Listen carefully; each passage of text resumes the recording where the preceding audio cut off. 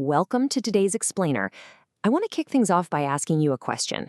How exactly does a biotechnology company achieve a projected $16 billion revenue trajectory and do it without relying on dilutive equity to fund its research? Well, the answer is as inspiring as it is lucrative. They do it by building impenetrable monopolies through curing some of the world's most untreatable and devastating diseases. Today, we're diving deep into the ultimate benevolent moat. We're going to examine how doing immense good for the world is actually driving an absolute masterclass in modern corporate profitability. All right, let's dive right into this. So here's our roadmap for the Explainer today. We're going to cover 1. The ultimate cash cow. 2. Breakthroughs changing the world. 3. Building the next moat. 4. The master profit playbook. And finally, 5. Roadblocks to monitor. Let's start with part 1, the ultimate cash cow. Funding the future. Over $7 billion. That is the absolutely staggering annual revenue generated by their flagship Cystic Fibrosis or CF franchise. And it's definitely not slowing down.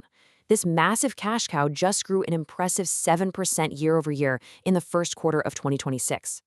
You see, this isn't just revenue. This is a highly reliable, steady stream of cash flow that fully funds their entire research pipeline without the need to take on heavy debt.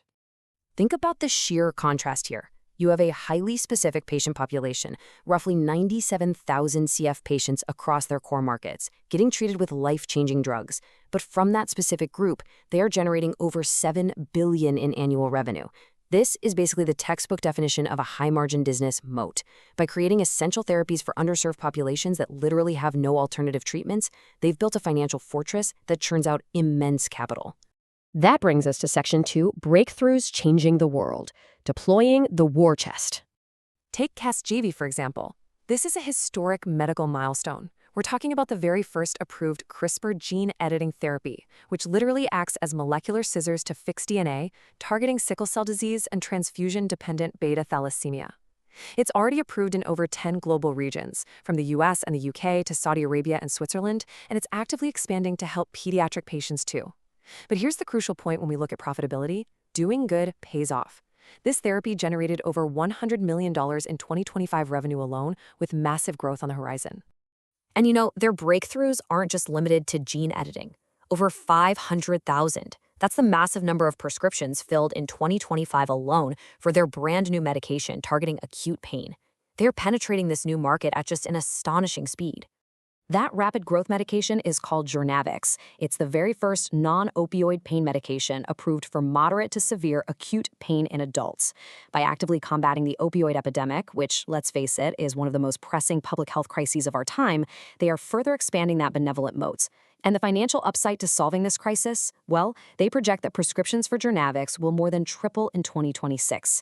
It perfectly showcases how a company can do incredible things for society while creating a highly lucrative asset. Moving on to Section 3, Building the Next Moat, the 2026 and 2027 catalysts. To really grasp the scale of what's coming next, listen to this quote from the Vertex CEO about their kidney disease pipeline. They said, "The combined renal portfolio could eventually rival or surpass the cystic fibrosis business. This franchise has iconic potential." Think about that for a second. We just discussed how massive that $7 billion CF business is, and the CEO is flat out stating they're building something that could be even bigger. Let's actually break down this highly anticipated renal portfolio. Take povetacicept, targeting severe kidney diseases like IgN. The global diagnosed population for this is huge, exceeding 1.5 million people. In phase 3 trials, it showed a massive 49.8% reduction in proteinuria, which is a key marker of kidney damage at 36 weeks. And they've already submitted their application to the FDA. Beyond that, you've got enoxaparin and VX-407, targeting other severe kidney diseases, moving rapidly through phase 2 and 3 trials. We are talking about hundreds of thousands of patients who currently have no therapies that treat the underlying cause of their disease. That, right there, is how you build a monopoly. And get this, the pipeline doesn't stop at kidneys.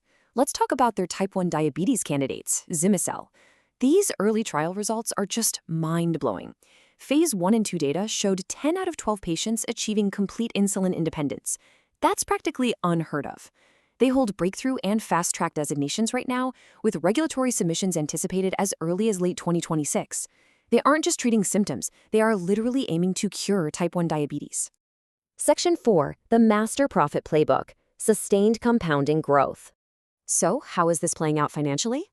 Well, their diversification strategy is working beautifully right now. Breaking down their Q1 2026 revenue growth, the CASGE franchise is still the dominant engine, driving 75% of the growth. But those non-CASV products, like CASGV and Jornavax, are already heavily contributing, driving roughly 25% of total revenue growth. Those two non-CASV products alone are projected to contribute over $500 million in 2026, which is an incredible 185% jump year over year. Because of this robust, multi-pillar approach, their long-term trajectory is staggering. By 2029, projections put them at $16 billion in revenue and $5.9 billion in earnings. To hit that, it requires a steady 10% annual revenue growth. And honestly, given their track record in this rapidly expanding non-CF portfolio, that is a highly credible target. It all comes down to this self-sustaining financial flywheel. It's a brilliant playbook. Step 1. The CF cash cow funds all of their R&D, completely debt-free. Step 2. They use that research to launch world-changing non-CF monopolies, just like we've seen in sickle cell and pain management.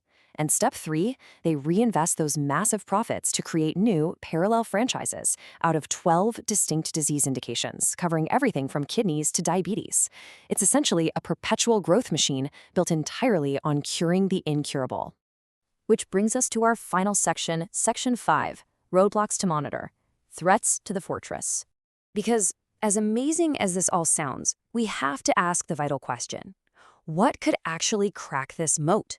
What vulnerabilities exist in a multi-billion-dollar biotech empire spanning 12 major disease programs?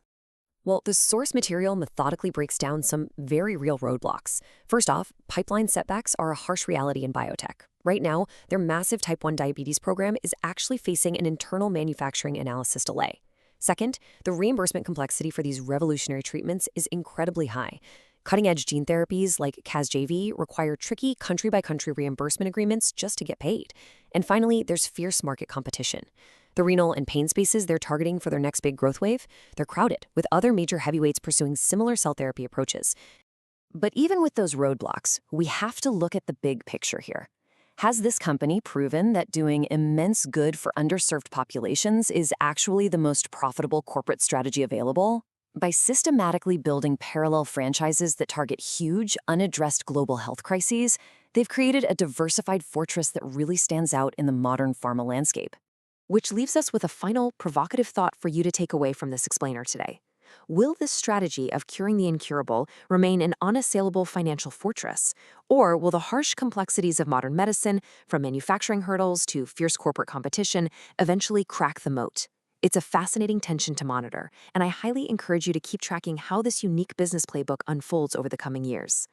Thanks so much for joining me, and as always, keep questioning the mechanics of the world around you.